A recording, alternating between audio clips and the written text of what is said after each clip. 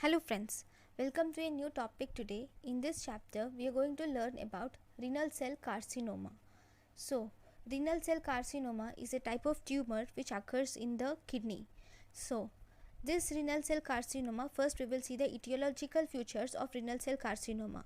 It can occur due to carcinoma exposure that is carcinogens exposure like cigarettes, cadmium, cigarettes, cadmium, uh, asbestos, and petroleum byproducts are associated with this renal cell carcinoma.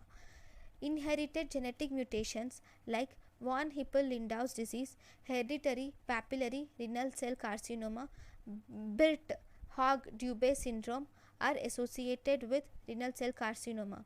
Obesity and hypertension can also cause renal cell carcinoma. So if you see, this is the liver, okay, this is the inferior vena cava, renal vein, right kidney you can see here, and here if you see in the right kidney you can see large heterogeneous mass. See, all this is the mass which is heterogeneous. Why is it called heterogeneous? Because it has many small because it has some light areas and some dark areas. So this shows large heterogeneous mass of the right kidney, which is probably due to some tumor. Okay, then if you see this uh, picture, in this picture of CT, you can see this is the right kidney, this is the left kidney. This right kidney is normal, whereas in this left kidney you can see heterogeneous enhancing mass. You can see heterogeneous enhancing mass which is infiltrating the right kidney. Okay, and here these lymph nodes are also enlarged. If you see, these are the metastasis to local lymph nodes, enlargement of local lymph nodes. And if you see in the ultrasound, you can see here a mass of the kidney in the blood flow. I know you can't see this properly, but anyways that's okay. Ultrasound is not asked. So if you see MRI, if you see, this is the liver, this is the left kidney, this is the right kidney. See, in this right kidney over here you can see some round this part, right? So that is the tumor. Even this is heterogeneous mass. Even this shows small heterogeneous mass enhancing heterogeneous enhancing mass in the right kidney. Then if you see the pathological features of the renal cell carcinoma, in the pathological features we have, this is the large renal cell kidney in the upper pole of the left kidney, okay, and it extends and also distorts the collecting system. See, the collecting system is also distorted here, okay. So here you can see the connective tissue, you can also see areas of hemorrhage, areas of necrosis are seen, you will see cyst, and sometimes you will also see the formation of pseudocapsule are seen. So these are the features of renal cell carcinoma. Then you have, if you see this renal cell carcinoma, here it is completely invaded the kidney, okay, it also entered the renal vein and it is metastasizing to the inferior vena cava. So it distorts the collecting system and it has metastasized into the renal vein and the inferior vena cava. Then if you see the histological features of renal cell carcinoma, so first in the clear cell carcinoma we have many cells of nests of cells with clear cytoplasm. See, the cytoplasm is clear and this cytoplasm is surrounded by network of capillaries. So these are the network of capillaries which you see around, which surrounds the cell nests, okay. So this is clear cell carcinoma. Then we have papillary carcinoma. So these are the papillae. So this is one papillae, if you see a big papillae. So you see a large papillae with fibrovascular core in the center. Fibrovascular core with papillae are seen. Here you can see numerous small papillae with single layer of columnar cells are seen in papillary carcinoma. Then in chromophobe carcinoma you see some cells of large volume, like this is one cell, this is the other, this is the other, okay. And these large volume cells have flocculent cytoplasm. If you see the cytoplasm that they have, see, they have cytoplasm like this. So that is flocculent cytoplasm. And they also have cells with eosinophilic cytoplasm is present, and this is the nucleus. Around the nucleus they have a halo, so they have halo around the nucleus also. So in chromophobe carcinoma of H&E stain, you see the cells with large volume and flocculent cytoplasm, the cells with eosinophilic cytoplasm, halo present around the nuclei, and capillaries are seen in chromophobe carcinoma of H&E type. Then this is the staging of the renal cell carcinoma. Anyways, I will deal with the staging in a minute in the next slide. Okay, so what if you see the sites of metastasis? Sites of metastasis to brain, lungs, bones. It is most common to brain, lungs, bone, especially ribs and long bones, liver, suprarenal gland, contralateral kidney, renal vein, inferior vena cava, regional lymph nodes. So all these to all these areas the metastasis is more common. Then metastasis is also less common in supraclavicular lymph nodes, thyroid gland, skin, heart, spleen, periosteum, left testicular vein, and ureter. So these are the places where the metastasis is less common.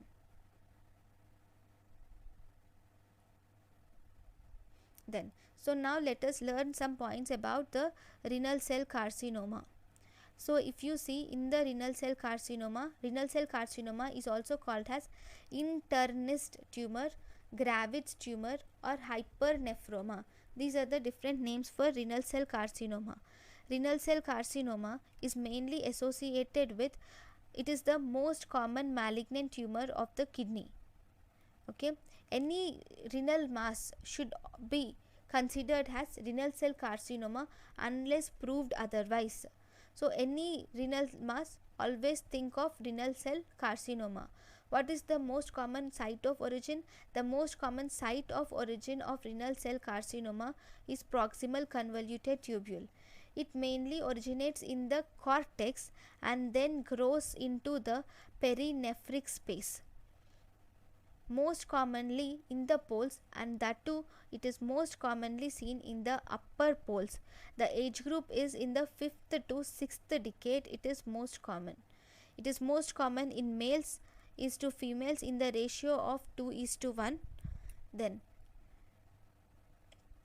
the risk factors include cigarette smoking, cigarette smoking, obesity, polycystic kidney disease, von Hippel-Lindau's disease with von Hippel-Lindau's gene on chromosome 3p. This is a tumor suppressor gene. This tumor suppressor gene mutation will lead to renal cell carcinoma. This von Hippel-Lindau syndrome mainly includes cerebellar hemangioma, renal angiomyomatosis, and renal cell carcinoma. So this mainly includes cerebellar hemangioma, renal angiomyomatosis, and bilateral renal cell carcinoma. This also includes tuberous sclerosis. Okay, so these are the risk factors of renal cell carcinoma. Then what are the cytogenetics associated with various types of renal cell carcinoma? If you see the one-liners, renal cell carcinoma, most common cell type is clear cell type of renal cell carcinoma. Most common cell type is clear cell type of renal cell carcinoma. Most common type associated with dialysis is papillary renal cell carcinoma. Most common type associated with sickle cell trait is medullary renal cell carcinoma. If you see the best prognosis is chromophobe renal cell carcinoma is the best prognosis. Then if you see the cytogenetics, in the cytogenetics, clear cell renal cell carcinoma, in the clear cell renal cell carcinoma there is loss of sequence of chromosome 3, that is von Hippel-Lindau's gene, that is VHL gene. Then in papillary renal cell carcinoma there is trisomy 7, 16, 19, and there is loss of Y chromosome that is occurring in sporadic form. Trisomy 7 is associated with familial form, whereas mutated MET gene is seen on the chromosome 7. So these are seen in papillary renal cell carcinoma. Then if you see, we have chromophobe renal cell carcinoma, where there is multiple chromosomal loss and hypoploidy. Chromosomal renal cell carcinoma is associated with multiple chromosomal loss and hypoploidy.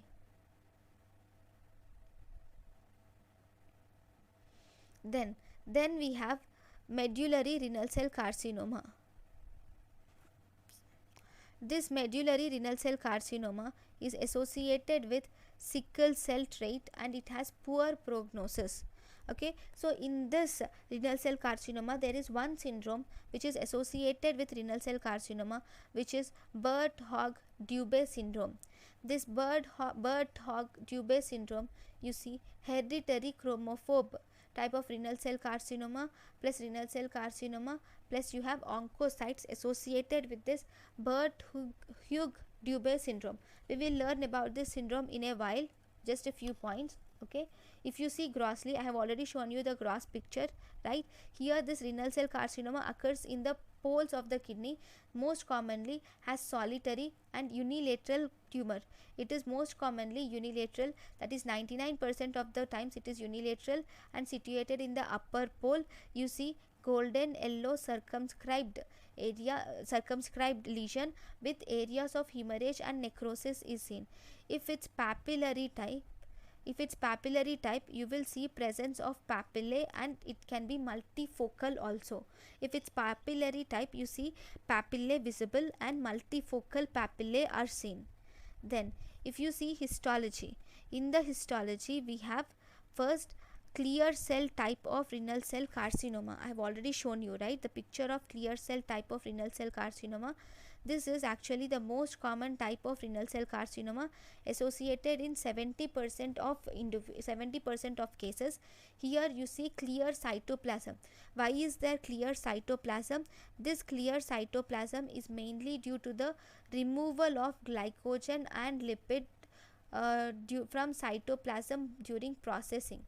During processing, there is removal of glycogen and lipid from cytoplasm, thus it looks like a clear cell. Okay, in this clear cell carcinoma, the tumor is arranged in tubular pattern and it can also be arranged in solid pattern.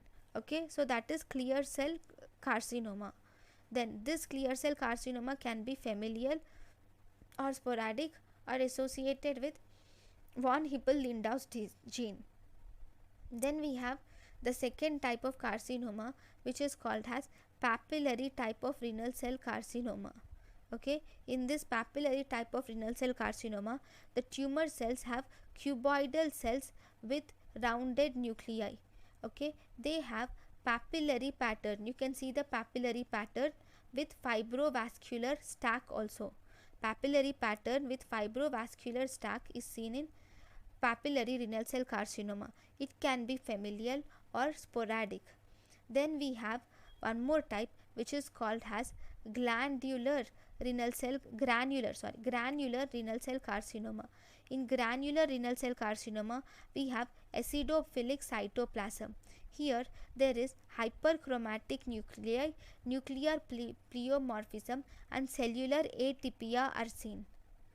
Then we have the last type of renal cell carcinoma here, that is chromophobe type of renal cell carcinoma. This chromophobe type of clear cell carcinoma has pale clear cells with perinuclear halo. I have shown you the perinuclear halo, if you remember, and you will also see acidophilic granular cells also.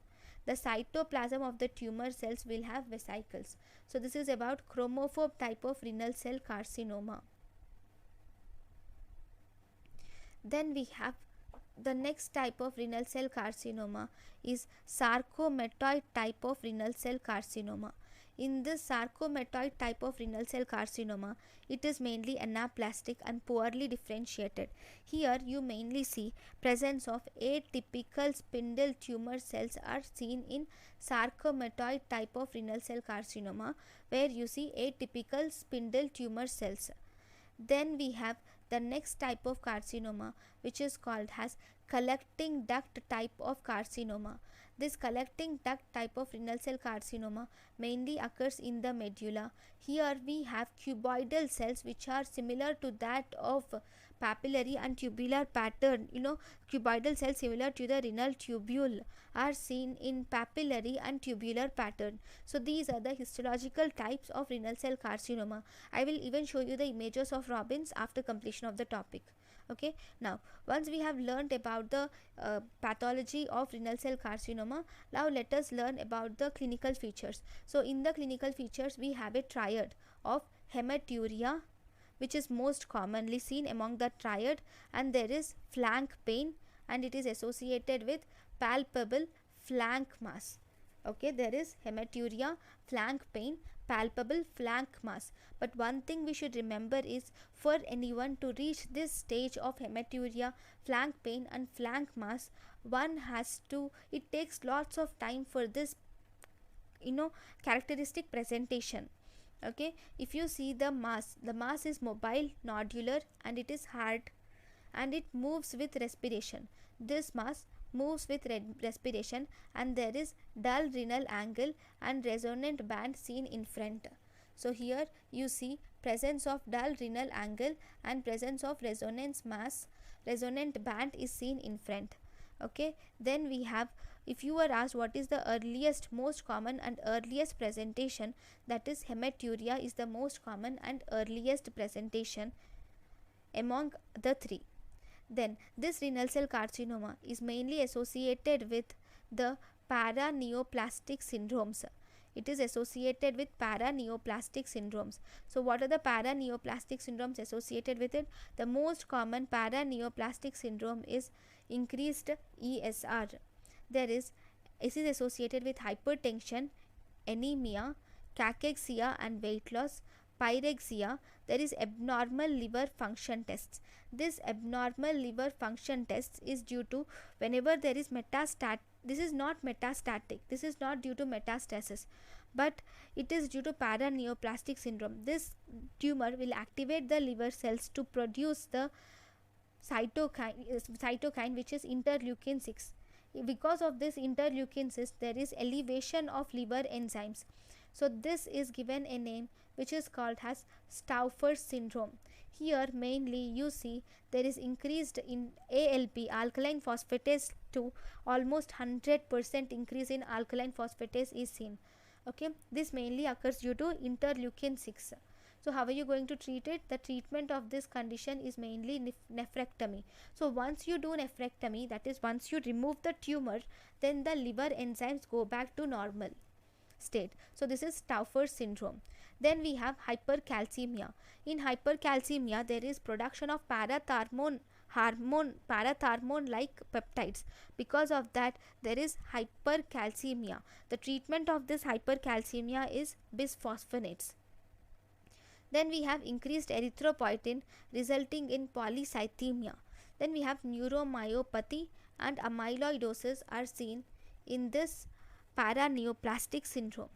Next, these are the common paraneoplastic syndromes. There are also some less common paraneoplastic syndromes which include Cushing syndrome, hyperglycemia, galactorrhea, neuromyopathies, clotting disorders and cerebellar ataxia are seen.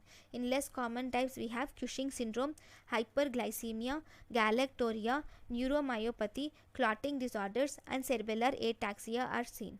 So for the treatment of this paraneoplastic syndrome, first and foremost you should do surgical excision or systemic therapy of renal cell carcinoma. Once you clear the renal cell carcinoma, then easily all these paraneoplastic syndromes comes back to the normal state. Okay, except one, which is hypercalcemia, for which the treatment of this hypercalcemia is bisphosphonates. Then we have learned about the treatment now. If you see, we have to see the spread of the tumor. Okay, in the spread of the tumor, what is the most common route of metastasis? The most common route of metastasis is hematogenous. hematogenous. Here the renal cell carcinoma, through the renal vein it goes into inferior vena cava. So from the inferior vena cava it can go to any site of distant metastasis. So this renal vein, if it is blocked by the tumor embolus, tumor thrombus, it will lead to irreversible left sided varicocele. Okay, whenever the left renal vein blocks, it is blocked by tumor thrombus, then there is formation of irreducible left sided varicocele. Then we have distant metastasis also. In the distant metastasis, most common site of distant metastasis is the lungs, and in the lungs we see cannonball secondaries, and these cannonball secondaries which are seen are pulsatile. Then we can see in the bone, we can see pulsatile skeletal lesions are seen in the bone. Others, like it can also metastasize to liver and brain. In the lymphatics, it mainly goes to the para-aortic lymph nodes. Via the lymph nodes of hilum, it reaches the para-aortic lymph nodes. This is the spread of renal cell carcinoma. Then if you see the investigations, the investigation of choice of renal cell carcinoma is CT scan. We can also do IVU. If you do intravenous urogram, you will see mass lesion with irregular filling defects are seen in intravenous urogram. Then ultrasound abdomen can also be done. We can do MRI. MRI is mainly for the tumor thrombosis in the inferior vena cava. In the inferior vena cava, I have shown you the tumor thrombosis which have occurred. So for those tumor thrombosis, we can do MRI. Okay. For in the MRI, the digodolinium can also be used in the renal failure. Okay, then we have X-ray KUB should be done. So in X-ray KUB, you will see whenever there is abnormal calcification in the tumor, or you can see distortion of renal outline and calyces are seen in X-ray KUB. Now what about the staging? The staging, we have different types of staging. One, we have Robson staging. This Robson staging is for renal cell carcinoma. So in the Robson staging, if the tumor is confined to renal parenchyma only, then it is stage 1 here. So I'll draw this, it would be easier for us, right? So this is 1 kidney, 2nd kidney, 3rd and 4th. Okay, so in the first kidney, the tumor which we are talking about, it is mainly in the confined to the renal parenchyma only, whereas in second one the tumor is in the renal parenchyma and it has invaded the perinephric phase of fat also, but it is confined to the Gerota's fascia. Then in the third, it has reached the renal vein. In the third stage, the tumor in the kidney has started in the kidney and it has reached the renal vein, and in the that is third. And in the fourth, if you see, this has involved the adjacent metastasis, different organs. Okay, distant metastasis, that is stage 4. In 3 we have 3A and 3B. 3A we have only invasion to the renal vein. In 3B, when there is invasion to the regional lymph nodes. Then we have one more staging, but we will see in our next page. Okay, so we will see some important points of each of the carcinoma. So we have something, we have von Hippel-Lindau syndrome, right? In von Hippel-Lindau syndrome, the gene involved is VHL gene on chromosome 3. Here, if you remember, I said it is clear cell carcinoma associated with this von Hippel-Lindau's disease, and it is most commonly seen. And this is associated with bad prognosis, and it can be familial or sporadic. And in this von Hippel-Lindau's disease, there is actually, normally, this von Hippel-Lindau's disease inhibits the VEGF. Whenever there is von Hippel-Lindau's gene, VHL gene deficiency or mutation, this will increase the VEGF and thus increases the vascularity present in the kidney. Okay, this is VHL gene. Then if you see about papillary renal cell carcinoma, in papillary renal cell carcinoma, This papillary renal cell carcinoma is also called as hypovascular tumor. It has less vascularity. If you see clear cell carcinoma, it has more vascularity, whereas this papillary cell carcinoma has less vascularity. This papillary cell carcinoma is of two types. We have type 1 and type 2. In type 1, we have familial type of papillary cell carcinoma, which is seen on mutation chromosome 7, which is MET mutation is seen. Familial type of papillary carcinoma, chromosome 7, MET type of mutation is seen in type 1. In type 2, we have hereditary leiomyomatosis. Here in hereditary leiomyomatosis, there is mutation of the fumarate dehydrogenase mutation is seen in this type 2. So this papillary carcinoma is mainly associated with Psammoma bodies, and the risk factor is presence of cystic degeneration in chronic renal failure patients on dialysis is a risk factor for papillary renal cell carcinoma. Then both this papillary renal cell carcinoma and the clear cell both these clear cell carcinoma and papillary carcinoma arises from proximal convoluted tubule. Okay, then we have the next type of carcinoma, which is chromophobe type of renal cell carcinoma. Now this chromophobe type of renal cell carcinoma mainly arises from distal convoluted tubule or collecting duct. It has the best prognosis.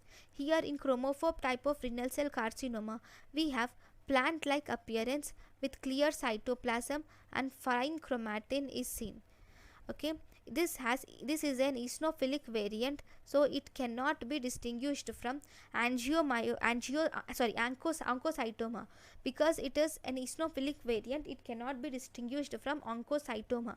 I'll show you the pictures in a second. Okay, now we have one more type of carcinoma, which is called as Belleni's duct carcinoma. This Belleni's duct carcinoma, it is mainly arises from DCT and it has the worst prognosis. Okay, so for this renal cell carcinoma, remember one thing you remember, this is remember it has a case history. Okay, a smoker with hypertension and obese male patient with one VHL gene mutation, and you see cadmium exposure, and there is associated with asbestos exposure and analgesic nephropathy. Always think of renal cell carcinoma. It is a case scenario which you have to definitely remember. It can be given. Okay, next I have shown you that on chest x-ray you see cannonball metastasis. This is one more important thing. The only paraneoplastic syndrome which can be corrected by medical therapy is hypercalcemia. We have learnt about many paraneoplastic syndromes. Among them, only one syndrome which can be corrected by medical management is hypercalcemia. Then if you see the characteristic features of renal cell carcinoma, this is a non-infiltrating tumor, right? It has pseudocapsule. I have already told about it. Remember, it is chemo and radio resistant. The renal cell carcinoma is chemo and radio resistant. It is a stable disease for prolonged period. For prolonged period, it can be a stable disease, and it also shows spontaneous remission. In kidney, if you see the renal cell carcinoma, if it has metastasized to other organs, you will have to do nephrectomy. So once you do nephrectomy, all the metastasis will regress on its own. This is one important thing which you remember.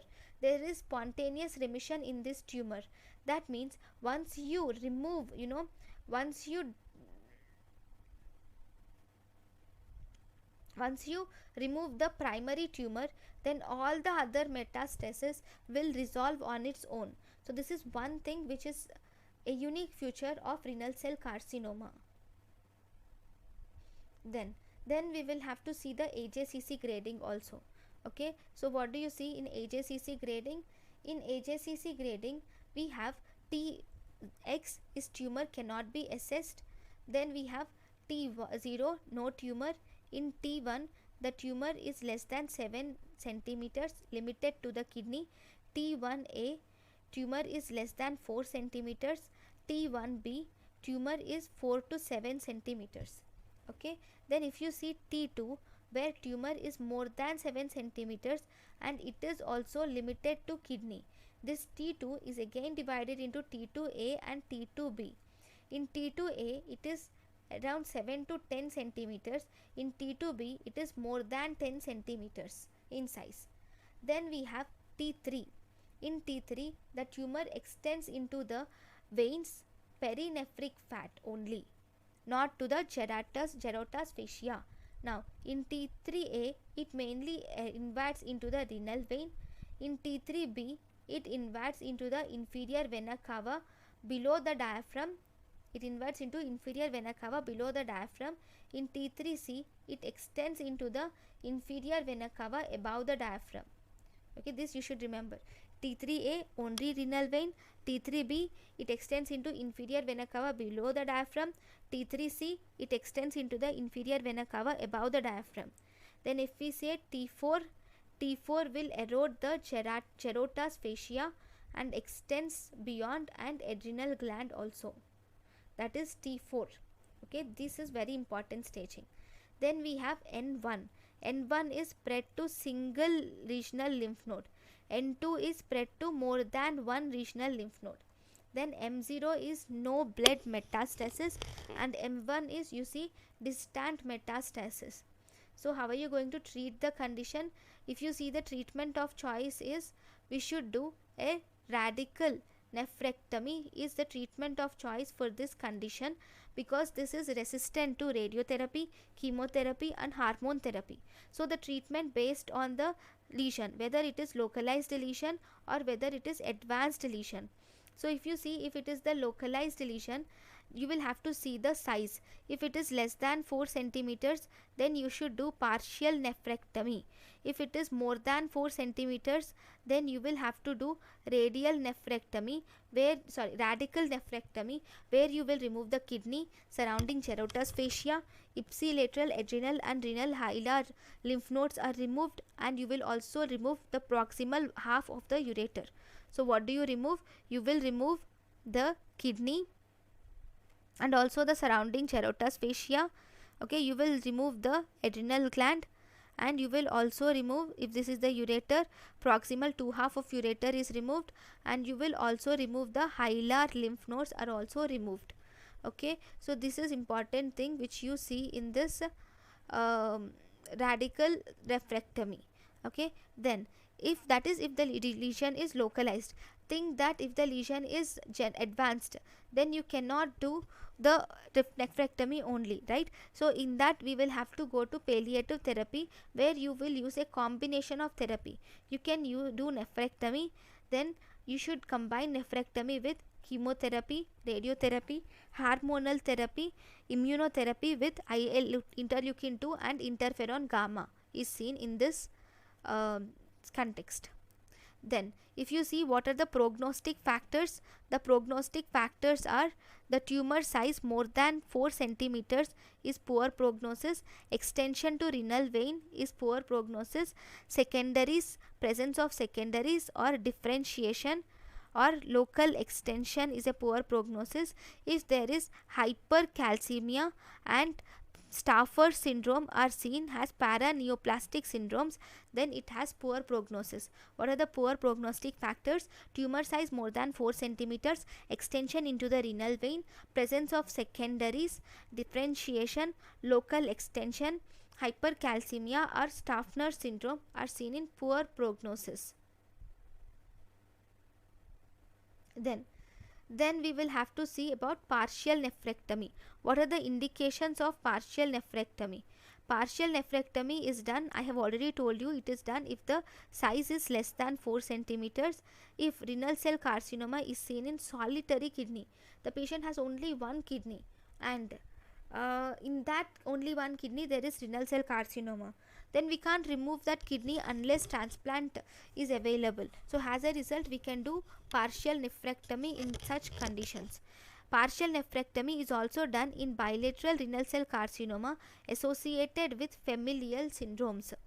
If there is familial syndromes associated with that, then you can do partial nephrectomy, and you can do partial nephrectomy in diseases of contralateral kidney also. You can do partial nephrectomy. Then what do you do for metastatic tumors? If you see, for metastatic tumors, we can do something called as cytoreductive nephrectomy is practiced, or we can also call it as palliative nephrectomy for metastatic tumors. Nowadays, adrenal removal in radical nephrectomy is not mandatory. Adrenal removal, I told you, in radical mastectomy we remove the kidney, carotis fascia, adrenal gland, proximal half of the ureter, and also hilar lymph nodes, right? But nowadays adrenal removal is in radical nephrectomy is not considered mandatory. Then if you see the lymph node dissection is done only and only if the lymph nodes are involved. If lymph nodes are enlarged, then we can do the lymph node dissection, or else we do not do it. So in pediatric renal cell carcinoma, where there is XP gene association, in them we do prophylactic lymph node dissection. Normally we do not do prophylactic lymph node dissection, but we do prophylactic lymph node dissection only in pediatric cases, that too which are associated with the gene XP gene. In them we do the lymph node dissection. So here in this we generally do not give any chemotherapy or radiotherapy, because this tumor is chemo and radio resistant, right? Then I told you that there is immunotherapy can be done. In the immunotherapy we can use interleukin 2 or interferon can be used for immunotherapy. Remember, in immunotherapy of renal cell carcinoma we are using interleukin 2. Interleukin 6 is used in Stafford syndrome. In Stafford syndrome we use interleukin 6. So this is one thing we should remember. So before nephrectomy, there are one-liners which are asked in surgeries, which before nephrectomy, the first vessel to be hooked before nephrectomy is renal vein. Renal vein to prevent tumor thromboembolism. So first vessel to be hooked before nephrectomy is renal vein. Then what is the first vessel to be ligated during nephrectomy? The first vessel to be ligated during nephrectomy is renal artery. Why? It is to shrink the tumor size. The first artery ligated during nephrectomy is renal artery. Then what is the first lymph node involved in the renal cell carcinoma? I have already told you, it is para-aortic lymph node is the first lymph node involved in the renal cell carcinoma. Then how do you manage the metastatic renal cell carcinoma?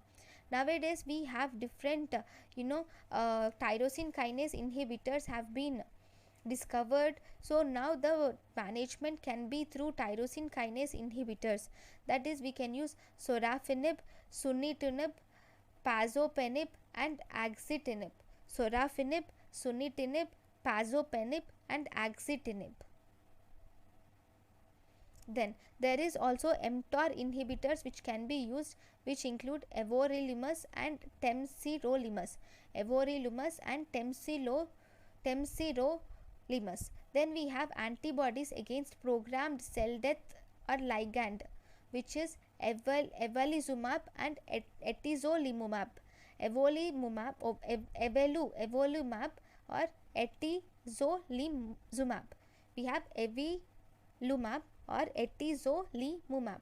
So antibodies against programmed cell death or ligand include evolumab or etezolizumab. Okay, then we have antibodies against programmed cell death protein 1 also. See, this is antibodies against programmed cell death protein 1, ligand 1 is evolumab or etezolizumab. So the one which is antibody against programmed cell death protein 1 is only protein 1. Antibody against programmed cell death only protein 1 is nivolumab. You see, nivolumab is antibody against programmed cell death protein 1, which is nivolumab and pembrolizumab. We have a grading which is available for renal cell carcinoma, which is called as Fuhrman grading.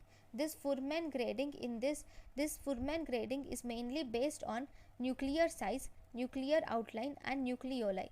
This is based on nuclear size, nuclear outline and nucleoli. So I have already told you for tumor thrombosis. If you see, for tumor thrombosis, the investigation of choice for tumor thrombosis is helical CT scan. Okay, and what is the best investigation if you were asked? Best investigation is MRI and investigation of choice is helical CT scan.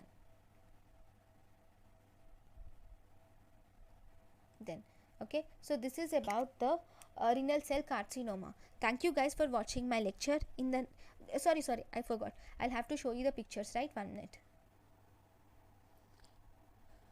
So if you see in this picture, you can see the renal cell carcinoma. So all this is the renal cell tumor. Okay, so if you see, this is renal cell carcinoma. Here it has tendency to invade into the renal vein. Okay, right. So this is the CT of renal cell carcinoma. See, this is the renal cell carcinoma and this is the inferior vena cava. You can see its extension into the inferior vena cava clearly. Okay, so this is the renal cell carcinoma where you see its extension into the renal cell carcinoma. Okay, next this is the kidney renal cell. See, this hole is the renal cell carcinoma malignancy, which you can see here. This is present in the lower pole, which is large and well circumscribed. Okay, this is the renal cell carcinoma grossly with extensive hemorrhage. This is a section of renal cell carcinoma with extensive hemorrhage. And if you see in this, the renal cell carcinoma, it is microscopic picture. This picture, if you see, the first picture is the clear cells, where you can see the clear cells with cytoplasm. So here you can see clear cell with cytoplasm. Why are these cells clear? Because of the loss of glycogen and lipid in the cells during the staining process. These cells are clear with nucleus. Okay, then these are papillary pattern. So you can see different numerous papillae, right? So these are the different papillae which you can see. Okay, so these are the papillary type of renal cell carcinoma. Then I'll even show you all the other types again. Yeah, so if you see, these are the clear cells. This is a see how they are differentiated. They can be differentiated. See, these are the clear cell type of renal cell carcinoma with clear cytoplasm. Here type 1 papillary. See, these are the different papillae which you can see. So these are the papillary type of renal cell carcinoma, that is type 1. Okay, then we have papillary type of renal cell carcinoma type 2. Almost these both differentiation is difficult, even I don't know properly. Okay, then in chromophobe type of renal cell carcinoma, if you see here, these are eosinophilic cells which you see, and there is perinuclear halo is seen in this chromophobe type of renal cell carcinoma. In this oncocytoma type of renal cell carcinoma, there is hyperchromatic nucleus is seen. Okay, so these are the chromophobe type of renal cell carcinoma. See, similar type of renal cell carcinomas again. This is clear cell, papillary type 1. This is papillary type 2. This is chromophobe type. See, all the nuclei are very big. They are hyperchromatic. Here there are collecting ducts type of renal cell carcinoma. These are the medullary renal cell carcinoma. Okay, so if you see, this is a CT scan. Okay, here you can see this is the tumor thrombus which is there. Okay, which is tumor which is seen here. And if you see here, you have a thrombus here, and actually it is, yeah, this is the tumor thrombus which you see in the right kidney. Okay, then here you can see the tumor thrombus in the left kidney, and this is invading into the renal vein to the inferior vena cava also. So these are the different pictures which I got for renal cell carcinoma. I think you got some understanding about renal cell carcinoma, some idea, mild idea. So thank you guys for watching my lecture. Thank you.